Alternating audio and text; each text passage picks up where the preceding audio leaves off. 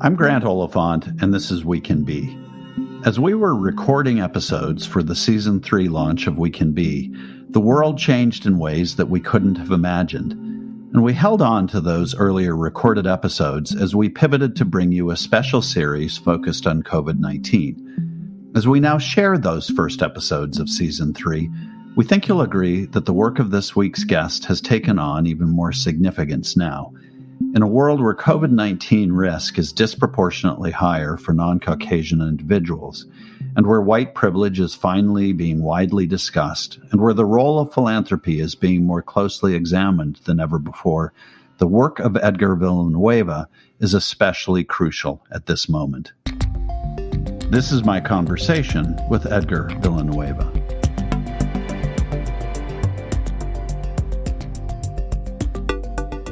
Colonization, the act of settling among and establishing control over the indigenous people of an area, is how the United States was founded.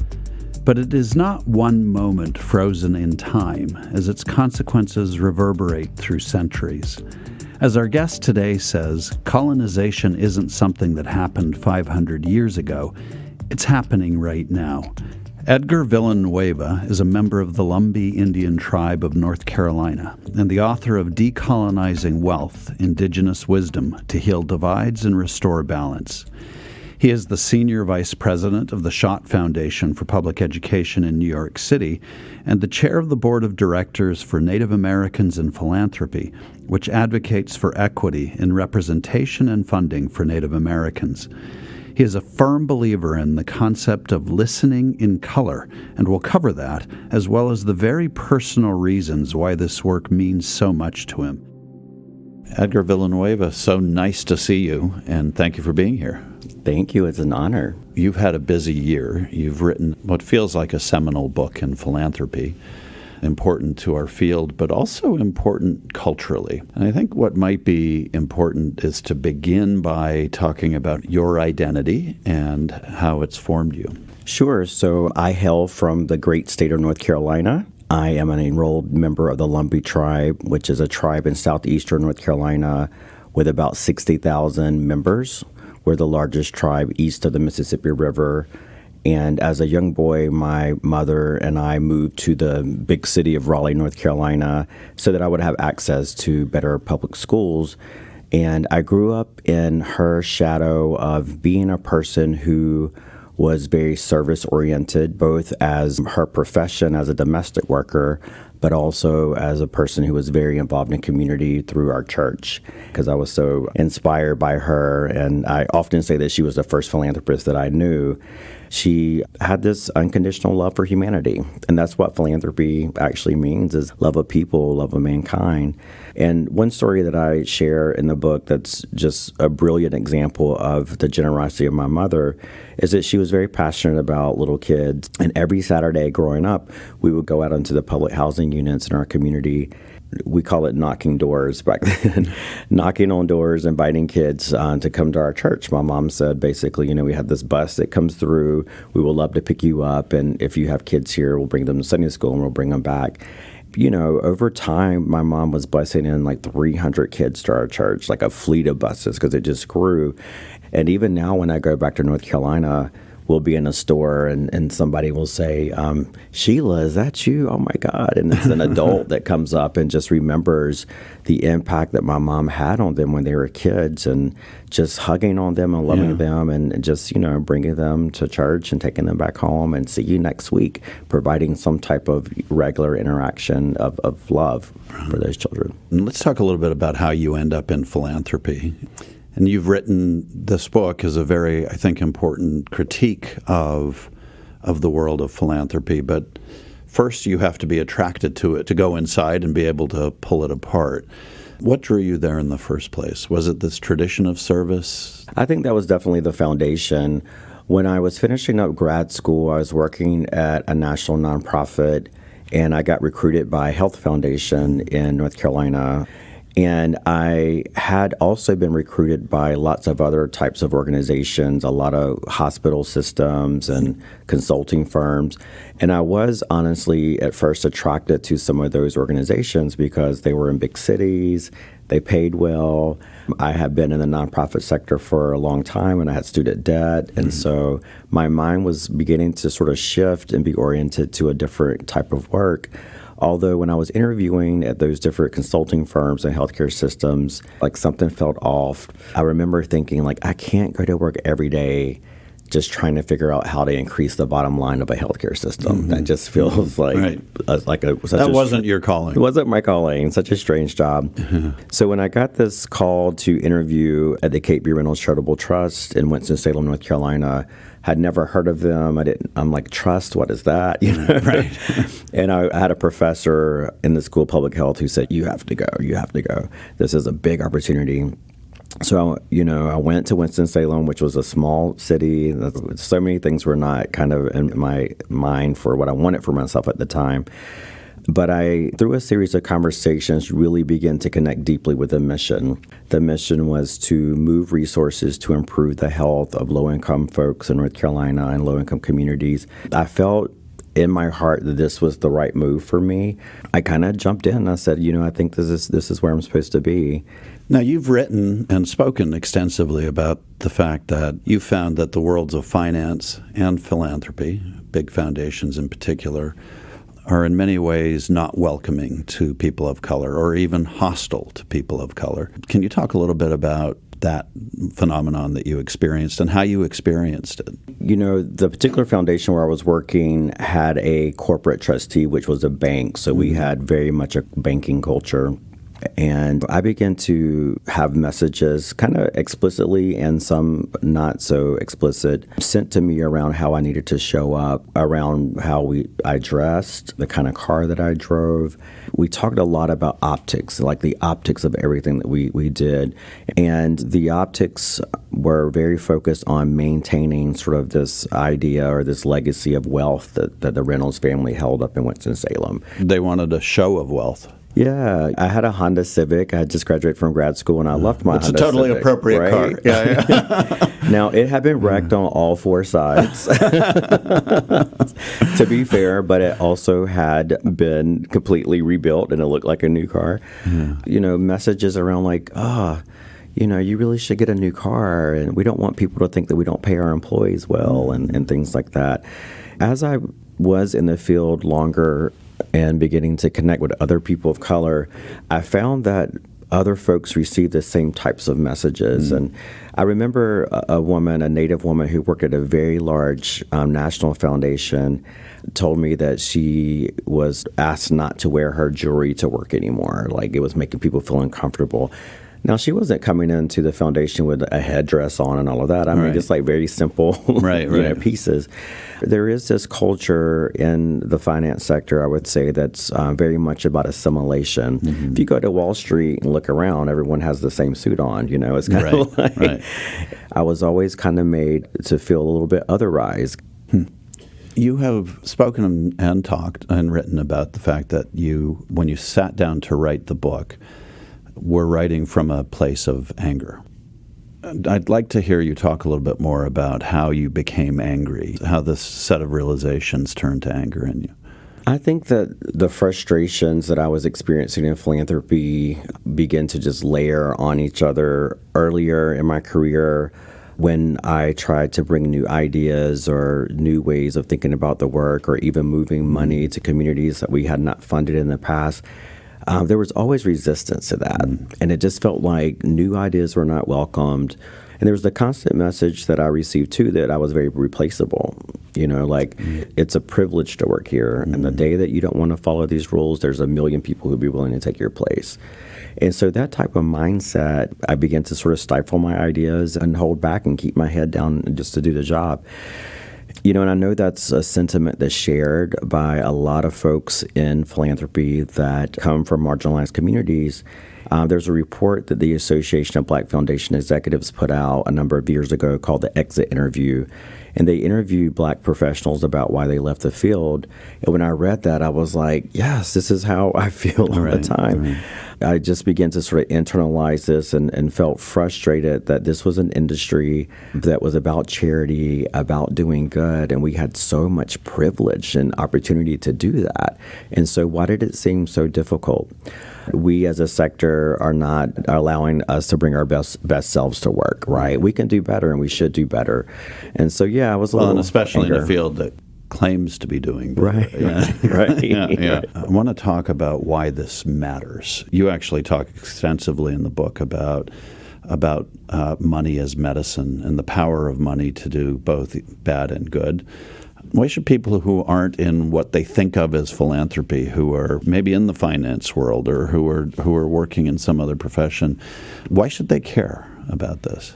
What I've come to understand over the past year and a half, where I have spoken at more than 130 events all around the world and engaged with tens of thousands of people, is that there's a message in the book that is so much more important than just good philanthropic practice. It's about being a good human being and understanding how we all need to show up and care for each other and care for this planet. There's a history lesson in the book about colonization and a little bit of a truth and reconciliation and a path to getting to that, which I think is ultimately, for us as a country in the United States, a process that I think we desperately need to have.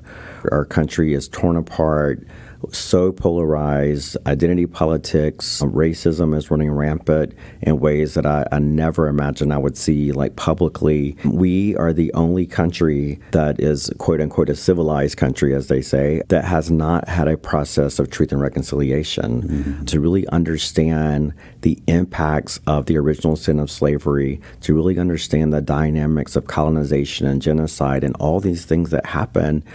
And so this book for me is more than about philanthropy. It's about truth and reconciliation. It's about healing.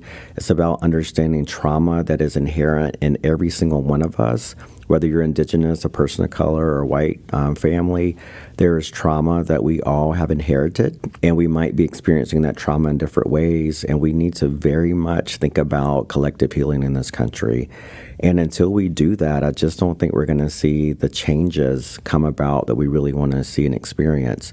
And that's something, as an Indigenous person, I'll say we talk about trauma and healing a lot in our communities. And it's something that I didn't even realize before writing this book that I really needed for myself. I kind of felt like I'm okay. I made it out of poverty, doing all right. My family's okay. We're good. Let's just kind of keep moving forward, right? But as I began to sort of ask the hard questions and really peel things back, I came to really understand that in my own family, there's so much trauma that we haven't talked about, that we continue to just kind of move forward and let that bubble under the surface, and every now and then it just like rears its head. There's been, abuse, violence, incarceration, this, all of the symptoms of the cycle of poverty.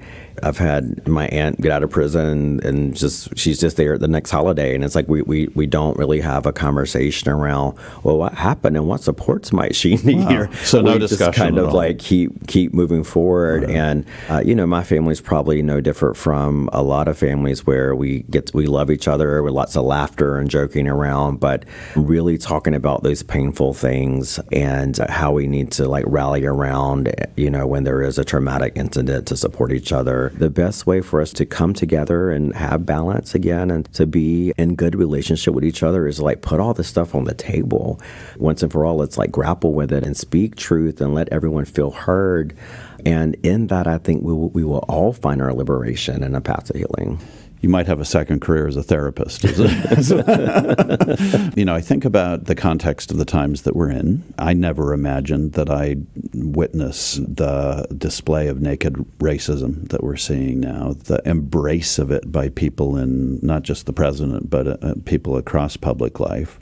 But there are people who, in the context of that, say, hey, what we have to do is get past all of this identity stuff. And yet you went directly at identity. And in a way you said the antidote to this white supremacy that we're seeing emerge, and that's sort of built into the system that I'm criticizing, is also identity.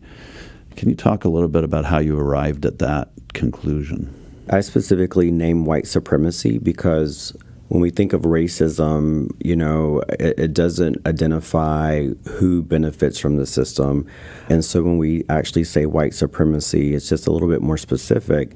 When I think and talk about white supremacy, I don't necessarily mean white people. White supremacy is an ideology that is not real. It's something that someone made up, right? And it's an ideology that we've all internalized, myself included. In my own family growing up, there were messages that were basically taught to me that I needed to assimilate more to the white side of the classroom than to the black side because I would fare better if I did that, right? So we have all internalized ideology that white is better, white is the expert. When we talk about dismantling white supremacy, decolonization is another way to think about it. It's literally the unlearning of all of these messages, right? And getting back to understanding that we are all related. And the idea of all my relations is an indigenous value that's shared pretty universally that literally means that we are related. We are relatives and we are connected to each other. Our interdependence is inescapable. We are also connected to the earth and to every living thing. And it's a value that when you really absorb that mindset and that worldview, you can see how it would change the nature of relationships and how we make decisions, right? And so I think that's where, some folks who don't want to name identity are probably like, well, we need to move beyond that so we can be a post-racial society. I support that, and I support the idea that race is not a real thing, right? However, we live within a system where policies and systems were built around this notion of race. Public policies for decades have been created to privilege white folks. And so in the dismantling of white supremacy and in the changing of public policies and in the creation of strategies, philanthropic strategies and otherwise, we have to actually center race in those solutions in order to decolonize or to dismantle white supremacy that's been baked in. This gets us finally to the core of your book, which is about the legacy of colonization and the imperative to decolonize our society.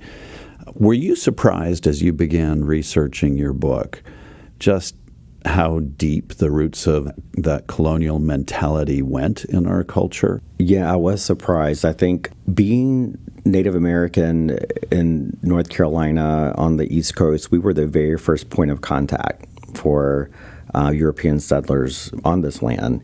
And so we've been exposed to whiteness for a long time, and at the same time I'm on this journey kind of like back to my original teachings, and I'm kind of learning the history and really understanding what colonization was all about. Because, I was taught the same classes as you all, where we actually are taught that colonizers are heroes, right? 500 years ago, a map maker named Christopher Columbus had an idea. I will discover a shortcut to India and bring back some of the great wealth I find there. The ships reached land, and Columbus and his crew saw the people with reddish-brown skins who lived there. We'll call this part of India San Salvador, and I take possession of it in the name of the King and Queen of Spain.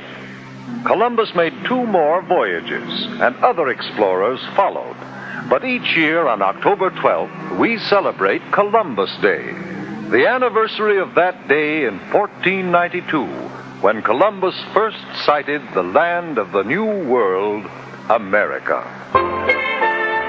So this mindset actually of going to another place and conquering and taking over and kind of putting your name on it is something that for hundreds and hundreds of years has been sort of the way of the world and the way that wealth has been accumulated, and again, we've all internalized it. And for me to be Native and trying to hold on to that identity, it's a daily practice of trying to peel back some of the ways of being and thinking in the world. But yeah, it runs very, very deep. When did you first realize it as a person, and when did you first realize that it was endemic in philanthropy?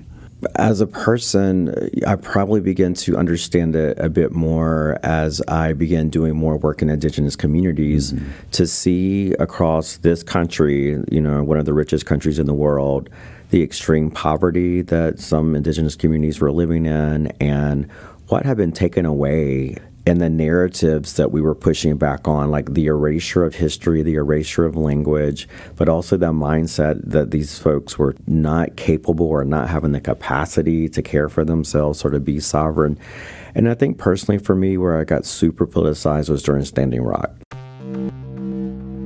Move now to this tense situation playing out in North Dakota. Authorities there clashing with demonstrators who've set up camp on private land to protest the construction of a controversial pipeline. This land belongs to the earth. We are only caretakers. We're caretakers of the earth. People have gone through the fence, men, women, and children. We are not leaving! We are not leaving! We are not leaving! With all the stories and history that I know, to actually see video footage of an indigenous community being attacked from the same water they're trying to protect, being sprayed with the water, having dogs unleashed on them. I had friends and people who were there on site. That's where I began to see that colonization is not just something from 500 years ago, but the acts of colonization are still very much at play today. I think the translation into the financial sector, into philanthropy, into broader systems is understanding that there is this force at play. I call it the colonizing virus. Yeah. That's about extraction, separating, dividing. I begin to just sort of think about those dynamics, and I see them at play everywhere around me now. You know, our public education system reflects the colonizer virus. Our food systems, our immigration policy, we're still very much creating policies and systems and ways of being in this country that separate the haves from the have-nots. We're putting kids in cages as we speak right now and tear them away from families. Right. So those tactics have always been strategies of colonization. We can't think of this as history. Right. I want to give you a chance to talk a little bit more about Standing Rock, because it clearly has been formative in your thinking. And I think for many of us, it was a moment that has shaped how we view power and the abuse of power and of wealth in this country. But you've spoken about the importance of Standing Rock and the Dakota Access Pipeline protests and bringing Native American people and issues to an international audience. Tell us about that. Yeah, you know, in particular to Standing Rock, it sort of put Native Americans on the map in a big way. Like for the first time in philanthropy, foundations were just calling me left and right, wanting to move money. A lot of resources were deployed. And it was just a beautiful, beautiful, sacred place, actually, where hundreds of tribes came together in solidarity in ways that have never happened in U.S. history. Faith communities, you know, convened at Standing Rock and denounced the doctrine of discovery. So there was so much going on around Standing Rock that was like crazy. It was one of the first times for me where I really saw indigenous power and the power of organizing and the power of organizing in our way that also incorporates spirituality, because Standing Rock was a prayer site.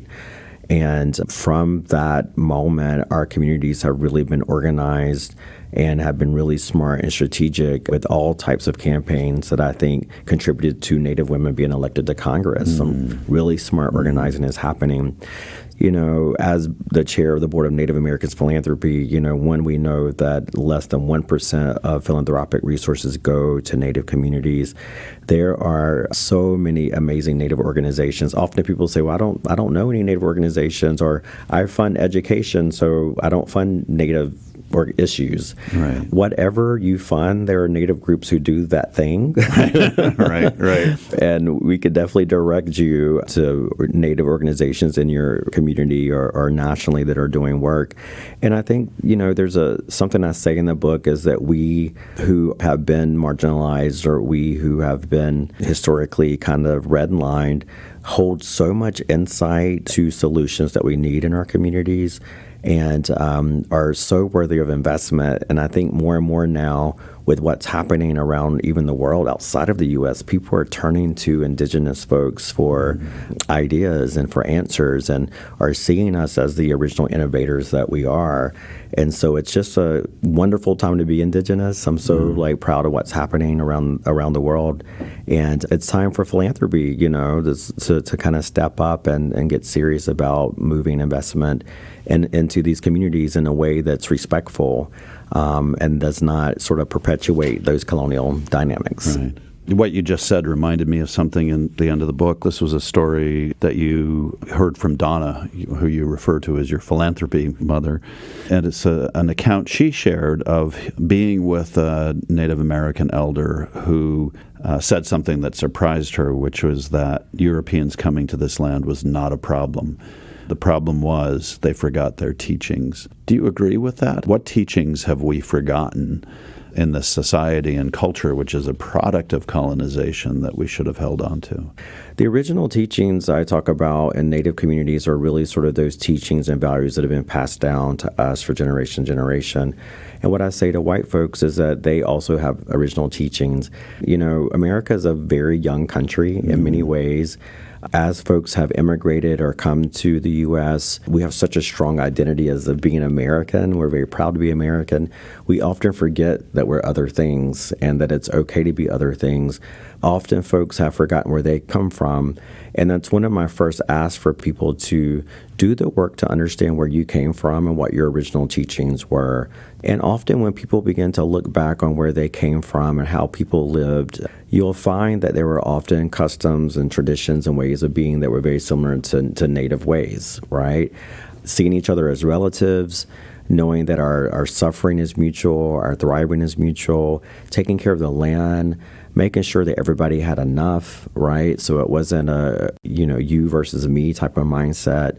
I think that the answer for us to have a future where we all can thrive is actually, it starts by looking back in history and understanding that. I think it's such a profound point. I mean, when you think about it applied to philanthropy, though, a lot of people in this culture would say, but Edgar, okay, I get the criticism around colonization, the colonizer virus, but philanthropy is a good thing. It's where people are being generous. It's where we're giving away something. And why is that a manifestation of this negative thing you're talking about? Philanthropy is a great thing. I still work in philanthropy. I love this sector.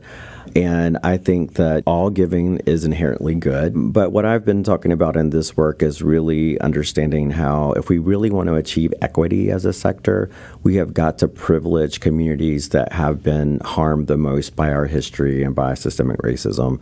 And we have to understand that as a sector, when we look at the $60 billion of grants that are moved each year in the United States, only 7.5% to 8% of that funding goes to communities of color. When we begin to unpack and ask questions about why, where did this wealth come from, who gets to allocate, manage, and spend it, who's benefiting from the resources, we see that we have a major race problem. Mm-hmm. As philanthropic organizations or financial institutions or local governments, any organization that has resources where we're making decisions about where resources should go, we need to actually go through a process of understanding what is the racial justice lens that we're bringing to decisions that we're making around those resources. How might we actually be harming communities? Mm. If we are redlining communities with our funding, if we are forcing assimilation, if we are not lifting up those who have been impacted by these systems as experts, right? Then, we are actually sort of perpetuating the divide between the haves and the have-nots. One of the things that I think philanthropy has historically been guilty of is infantilizing the populations that it claims to be trying to help. You actually describe an antidote to this in your book, where you counsel people to listen in color. What does it mean to listen in color? It's so interesting. In my 15 years of being a grant maker, the number one thing I hear from nonprofits is that they wish funders would listen, which is so basic in a way, right? It's like, why are we such terrible listeners?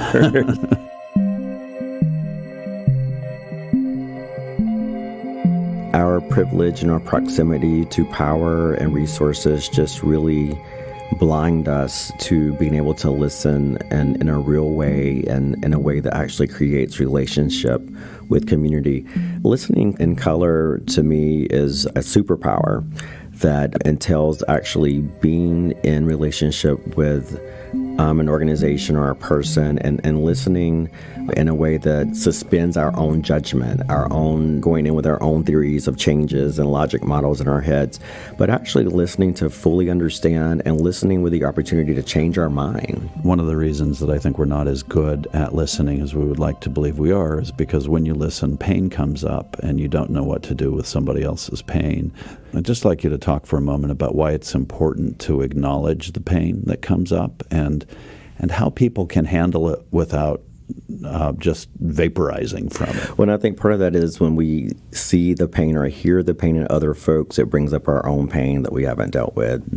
So I think part of it is that we who are doing this work, who are, the healers, the helpers, we have to do quite a bit of work on ourselves in order to be in a position to be able to minister to other people. The more that we're vulnerable about what we experience, we're going to be in a much better position to show compassion and empathy. I think a lot of people in pain often want to be heard, and I think that part of sort of white dominant culture characteristics are to have an immediate response or a solution. But sometimes people just really want to be heard. And that's why these processes of truth and reconciliation are so important, right? Yes, after listening, we need to move on to do other things. But just actually fully being heard and saying, I'm sorry, I understand, and, this is terrible, actually is a major part of the healing process. As you've thought about this process, one of the things that you think is very important for philanthropy generally and for society is to get back in touch with deeper values. What leaps out at you as you think about it sitting here? What are the values that you wish the rest of us would pay attention to? In short, is this idea of 7 generations, which simply means that I am the product of 7 generations of ancestors before me. I'm holding trauma and experiences and all of their decisions in my body. I didn't just show up as this isolated person that's not connected to a history, but I also am an ancestor for 7 generations to come. So all of the decisions that I make today, how I show up in my leadership, are going to have implications for 7 generations to come. And I think if we had that long-term view of life and impact, it would really change the way we make some decisions at work, but also in our personal lives. And for us to just think about how we can do better and do right by communities of color. Well, and I think that's underscored by your use of the language around medicine. I mean, it's clear that you think of this as having a healing potential, but that it could do better. Absolutely. Yeah. Foundations are only required by Congress to pay out a minimum of 5% of their assets. That 95% is then invested mostly with the intention of earning more money. And so the majority of foundational resources, which is about $800 billion in this country, are invested in industries that harm and extract from communities. And so we have to ask ourselves, what is the actual net value of philanthropy? One of the ways in which it could do better that you talk about in the book is the contradiction of how we invest money versus the things we try to do through the giving of the money. Talk a little bit more about what you think is the contradiction there. When I saw research come out that the majority of philanthropic investments, from endowments, were actually invested in industries that are harmful. Foundations that are making grants for criminal justice reform are invested in private prisons. Foundations that are making grants for climate change are invested in fossil fuels.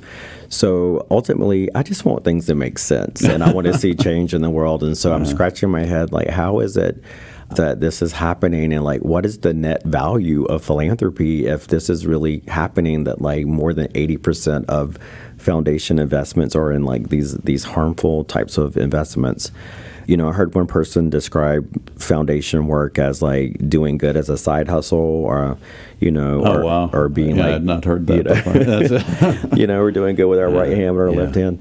And my best analogy, one of my favorites that I saw recently in a cartoon was, if Bruce Wayne was a little bit more responsible, then we would need a little bit less Batman. Right. Just right. But I think it's, funny. We have an imperative to, this is charitable capital that would have gone in, into the tax system, into the public system, into our democratic process to pay for the safety net and for services, schools, all those things. So the idea that, wealthy elite institutions get to call the shots on that money, and most of that $900 billion is not actually being invested in community is something that I think is a question that we have to put on the table to really grapple with. Right. Edgar, the name of this program is We Can Be, which is kind of an incomplete sentence. I'd love for you to conclude by completing that sentence for us. We can be the generation that makes these changes. To the young, the old, the living, and the dead, to our brothers and sisters and all living things across Mother Earth, and her beauty we've destroyed and denied the honor that the Creator has given each individual. The truth that lies in our hearts, all my relations. Edgar spoke about all my relations, the concept that all of us are related to each other and to the planet. He also acknowledges that sometimes keeping true to this Native American concept of identity and family is not easy, and in fact can be downright difficult. But Edgar is also clear that doesn't mean we shouldn't try, and that acknowledging past mistakes and offering apologies backed with action is a good first step. When we spoke with civil rights activist DeRay McKesson for this podcast, he talked about the inspiration superheroes, specifically the X-Men, gave to him as he was growing up. Edgar also talked about superpowers, calling out the importance of the superpower of listening in color. This concept of putting judgments and conclusions aside and listening through the space of the other person or group's lived experience is one superpower that we all have access to. It comes with responsibility, but also with great promise. Together, let's accept that challenge.